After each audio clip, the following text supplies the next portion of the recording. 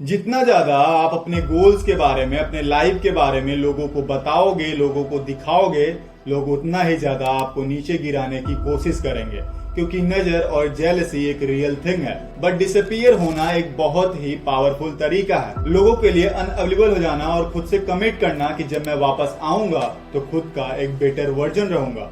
Actual में secretly shadow में काम करना एक बहुत ही एक्साइटिंग तरीका भी है, क्योंकि जब आप वापस आओगे तो आपको ये पता होगा कि आप बहुत से लोगों को शॉक में करने वाले हो। But the funny thing is, जब आप रीअपियर करोगे तो आपको फर्क ही नहीं पड़ेगा, क्योंकि आप शैडो में ये सीख चुके होगे कि अगर किसी का ओपिनियन मैटर करता है तो वो आप खुद हो। बाकी इस प्रोसेस को मैंने 3 पार्ट में डिवाइड किया है, तो मैं चाहूंगा कि आप इन तीनों पार्ट्स को बहुत ध्यान से देखना। अगर एक भी मिस करोगे तो आप इस पूरे प्रोसेस को समझ नहीं पाओगे और वीडियो देखने का कोई मतलब नहीं बनेगा। तो पहला पार्ट है how to disappear, and the second part is what to do in the shadow, and the third part is how to reappear.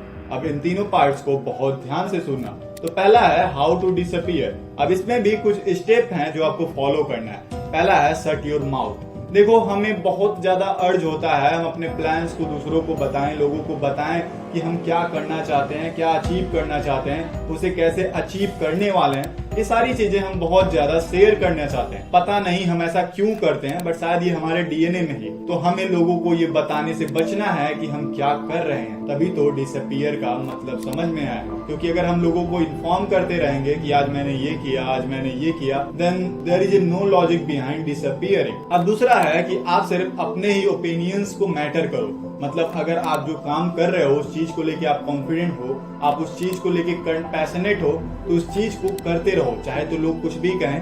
अब इसीलिए मैं कहा हूँ शट योर माउथ, क्योंकि जब लोग जानेंगे ही नहीं तो अपना ओपिनियन भी नहीं दे पाएंगे। And the third thing is hide your plans. हम जो भी प्लान्स को चूज करने वाले हैं, जो कि पार्ट 2 में आने वाला है, तो उस प्लान्स को किसी को बताओ मत कि मैं इन चीजों को ऐसे करने वाला हूँ या ये करूंगा।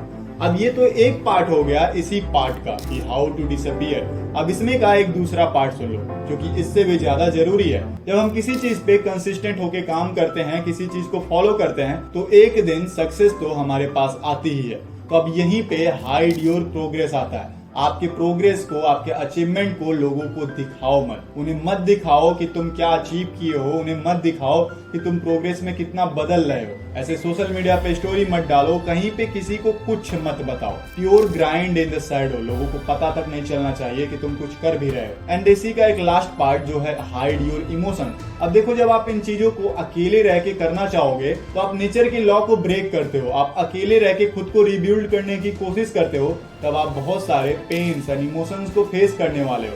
इसमें शायद आपको ये भी लग सकता है कि यार मैं इन चीजों को कर क्यों रहा हूँ, इन चीजों से मुझे कुछ मिल नहीं रहा है, तो क्या इन चीजों को करने का कोई मतलब भी बनता है? कहीं मैं कुछ गलत तो नहीं कर रहा, या मैं कुछ गलत रास्ता तो नहीं चूज कर लिया? ऐसे कई सारे सेल्फ डाउट आपके अंदर आने वाले हैं। और अगर आपको किसी की एडवाइस की जरूरत भी पड़े तो सिर्फ उसी इंसान से पूछना जिसको उसके बारे में पता हो, और उससे भी मिनिमम शेयर करना, ताकि मिनिमम चीजों के बारे में वो समझ पाए और आपके डाउट्स भी क्लियर हो जाए। और मैं बेस्ट तरीका जो बताता हूँ इमोशंस को हैंडल करने के लिए वो ये है कि एक कॉपी उठाओ, उस पे सारे अपने इमोशंस को लिख डालो कि मैं ये इस काम के लिए ऐसा फील कर रहा हूँ, मुझे बहुत बुरा लग रहा है, या मैं और नहीं सह पा रहा हूँ, जो भी है उन सब चीजों को लिखो और उस पेज को फाड़ के फेंक दो। और ये चीज आपको रिलीफ देने वाली है, चाहे तो आप ट्राई कर लेना। तो इन चीजों को अगर मैं समराइज करूँ तो सिंपली ये है कि अपने प्लान्स को किसी को बताओ मत, अपने आप को कॉन्फिडेंट रहो और अपने प्रोग्रेस को हमेशा छुपा के रखो। अगर जरूरत है उसको किसी से थोड़ा सा ओपिनियन लेने की, तो सिर्फ उससे लो जो उस बारे में जानता है, और मिनिमम शेयर करो और अपने प्रोग्रेस को किसी को मत दिखाओ। Just simple. अब इसी का पार्ट 2 आते हैं, what to do in a shadow. अब देखो, डिसअपियर होने का मेन मतलब तो तभी बनेगा ना जब आप उस शैडो में खुद को प्योर ग्राइंड करके खुद का एक ऐसा बेटर वर्जन डेवलप करो जो कि दुनिया को शॉक कर दे।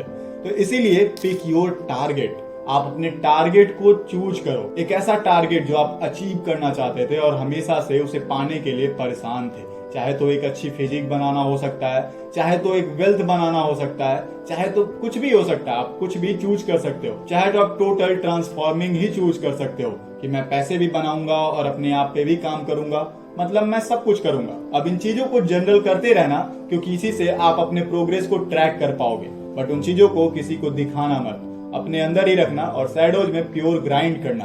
अपने गोल्स को केयरफुल होके चूज करो और उस पे काम करो, और इतना ज्यादा ऑब्सेस्ड हो जाओ उस चीज को लेके कि एकदम मतलब मुझे चाहिए तो चाहिए, चाहे तो अब कुछ भी हो जाए, यही अचीव करना है, ये वाली मेंटेलिटी खुद के अंदर लाके रखो। एंड इसी का अब थर्ड पार्ट पे आते हैं, हाउ टू रीअपीयर। अब देखो, मुझे नहीं लगता तुम्हें इस चीज की जरूरत भी पड़ने वाली है, क्योंकि अगर आप इस चीज को 6 महीने तक फॉलो करोगे ना तो तुम्हें शैडोज की आदत पड़ जाएगी। तुम जब कुछ चीजों को शेयर करने जाओगे ना, तुम्हारे अंदर से आवाज आएगी कि यार करने की जरूरत क्या है, क्या मिलेगा मुझे इन चीजों को दिखा करके। एंड गेस व्हाट, इस चीज से आप पूरी दुनिया के लिए हमेशा एक मिस्ट्री बन के रहोगे। जिन्हें घंटा आइडिया नहीं होगा कि आप अपनी लाइफ में कर क्या रहे हो, क्या अचीव कर रहे हो, उन्हें अगर कुछ दिखेगा तो वो सिर्फ रिजल्ट्स होंगे, और वही उनके नींद उड़ाने के लिए काफी होने वाले हैं। तो अपने आप पे प्योर ग्राइंड करने का कसम खा लो, कमिटमेंट कर लो कि मैं जा रहा हूँ डे 1 आज लिख के डिसअपियर होने, और आज से 6 महीने या 1 साल या जितना भी टाइम मुझे लग जाए अपने गोल्स को अचीव करने में, उसे अचीव करके ही वापस आऊंगा। और जब मैं आऊंगा इस पूरी दुनिया को शौक में कर दूंगा।